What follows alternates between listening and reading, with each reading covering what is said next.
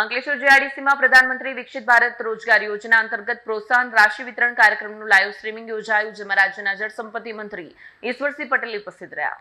ભારત સરકારના શ્રમ અને રોજગાર મંત્રાલય હેઠળની કર્મચારી ભવિષ્ય નિધિ સંગઠન પ્રાદેશિક કચેરી ભરૂચ દ્વારા અંકલેશ્વર ખાતે એક વિશેષ કાર્યક્રમનું આયોજન કરવામાં આવ્યું। રોજગાર યા કારોબાર સાથે ભારત સરકારના સંકલ્પ સાથે આયોજિત કાર્યક્રમમાં પ્રધાનમંત્રી વિકસિત ભારત રોજગાર યોજના હેઠળ લાભાર્થીઓને પ્રોત્સાહિત રાશિ વિતરણના રાષ્ટ્રીય કાર્યક્રમનું સીધું પ્રસારણ કરવામાં આવ્યું, જેના ભાગરૂપે જિલ્લા કક્ષાનો આ કાર્યક્રમ અંકલેશ્વર જીઆઈડીસી સ્થિત અંકલેશ્વર ઇન્ડસ્ટ્રીઝ એસોસિએશનના પ્રથમ માળે આવેલા BEIL સેમિનાર હોલ ખાતે યોજાયો। આ પ્રસંગે મંત્રી ઈશ્વરસિંહ પટેલ, ઉદ્યોગ અગ્રણી બળદેવ પ્રજાપતિ, અંકલેશ્વર ઉદ્યોગ મંડળના પ્રમુખ વિમલ જેઠવા, સેક્રેટરી નિલેશ પટેલ, પ્રાદેશિક PF કમિશનર ભરૂચ પ્રદેશ હરિપુરના નાથ ઉપસ્થિત રહ્યા।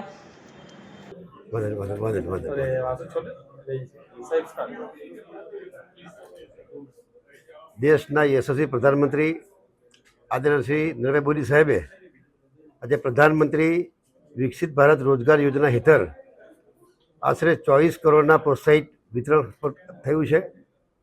પ્રથમ વખત રોજગાર મેળવનારા કર્મચારીઓને 15,000 સુધીનું પ્રોત્સાહન પણ મળ્યું છે। સતત રોજગાર નિર્માણને પ્રોત્સાહિત કરવા માટે માલિકો પ્રત્યે વધારાના કર્મચારી દીઠ માસિક 3,000 રૂપિયાનું પ્રોત્સાહન પણ મળવાપાત્ર છે। PMVBRY યોજના રોજગાર નિર્માણ, રોજગારના ઔપચારિકરણ અને સામાજિક સુરક્ષા માટેના બનાવવામાં આવ્યું છે।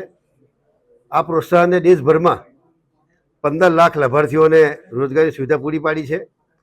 આ યોજના 1 ઓગસ્ટ 2025ના રોજથી અમલમાં છે અને એમાં 99,446 કરોડના બજેટ સાથે આ યોજનાનો ઉદ્દેશ 2 વર્ષના ગાળામાં 37 કરોડથી પણ વધુ રોજગારીનું સર્જનને પ્રોત્સાહિત કરવાનો છે। અંદાજે 2 કરોડ લાભાર્થીઓને કાર્યબળમાં પ્રથમ વખત પ્રવેશ કરનારા હોવાની અપેક્ષા છે અને આ યોજના થકી સામાજિક સુરક્ષા કવચને મજબૂત કરવામાં અને વિકસિત ભારતના નિર્માણને આગળ વધારવામાં પરિવર્તનકારી ભૂમિકા ભજવી રહી, ત્યારે આ તબક્કે પ્રધાનમંત્રીશ્રીને હું ખૂબ ખૂબ અભિનંદન પાઠવું છું। વિડીયો જર્નાલિસ્ટ કરણસિંહ સાથે સજ્જા TV ન્યૂઝ અંકલેશ્વર।